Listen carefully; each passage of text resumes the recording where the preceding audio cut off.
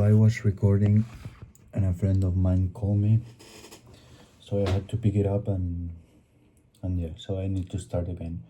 Thankfully I didn't talk much, but anyways, I'm going to, from now on, if something interesting happened to me during the day, I'm going to put it in the title of the video so that I can get track of what's happening. And if I want to go back to a video, I can find it easy and not just by a number. It's going to be impossible that way. Today I started week 2 of my studying program. I figured out that I have to change a little bit. There's too much coding involved and not as many math as I should. So yeah, from now on I will put on some more emphasis on math and calculus, and not less, but not that much effort in programming. So today, normal day of work. I trained after, had fun. I studied a little bit. I started with lifetimes in structs. So what do I have here?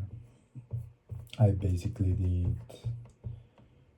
lifetime lesions. Each one, the compiler automatically, implicitly puts you the lifetime in the parameters, because it's obvious, so you don't have to type it.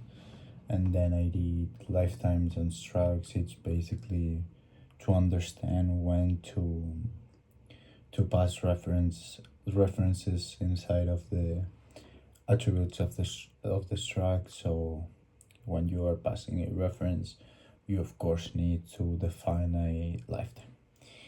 Basically I did that. Now I'm going to, maybe for half an hour, I would take a look a little bit more deeply on why I do lifetimes, or on how do lifetimes work. Let's see, maybe I can answer a question first.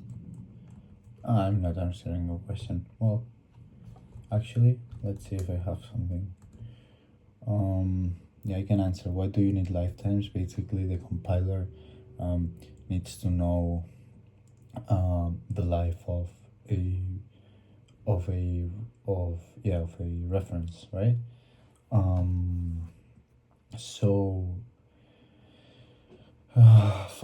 Let me restart. So the compiler needs to know the life of the references, and let's say you have a function with 2 parameters and then you're just returning one. The compiler needs to know exactly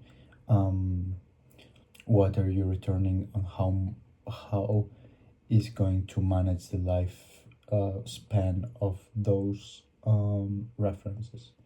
So if you didn't have lifetime, the compiler wouldn't know exactly when to drop it, right? Because he doesn't know when to drop, because he doesn't know which reference you're going to return in the function, so he doesn't know if he needs to drop A or B. Yeah, that's it basically. Then when are you going to use lifetimes and references and structs?